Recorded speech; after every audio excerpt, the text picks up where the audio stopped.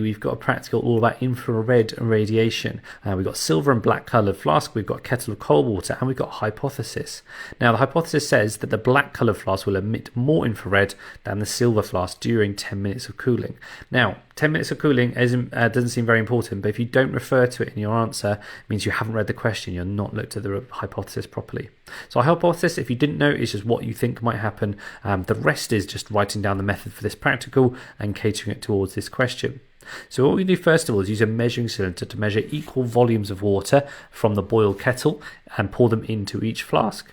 Then put a thermometer inside, and then what we're going to do is basically leave it 10 minutes after we've recorded the temperature. So we're going to record the initial temperature on the thermometer, then we're going to start a stopwatch, and we don't have that in the experiment. It says we've got some of the equipment used, so starting the stopwatch and wait for 10 minutes before recording the final temperature, so the temperature again on the thermometer.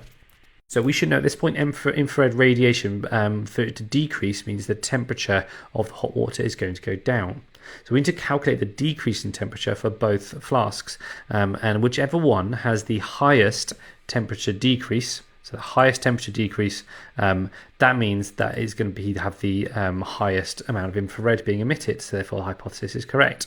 So for this question you cannot get 6 marks unless you link it back to the hypothesis. What are you expecting to happen if the hypothesis is true? When will the flasks emit their infrared radiation at the greatest rate?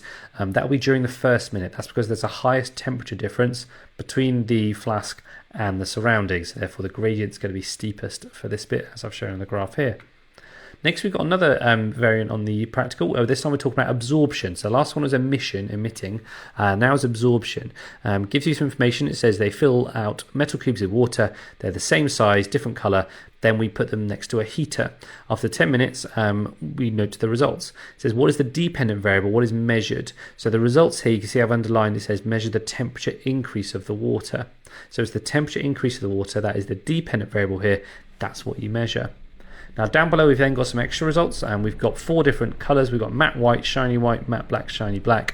There are 2 sort of general conclusions you can make, is that the white surfaces, the top 2, have the lowest temperature increase, or you could say the 2 black ones have the highest, and also the shiny surfaces have a lower temperature increase than the matte surfaces. Okay, so make sure you link it to the table, don't be lazy, make sure you say the heading properly.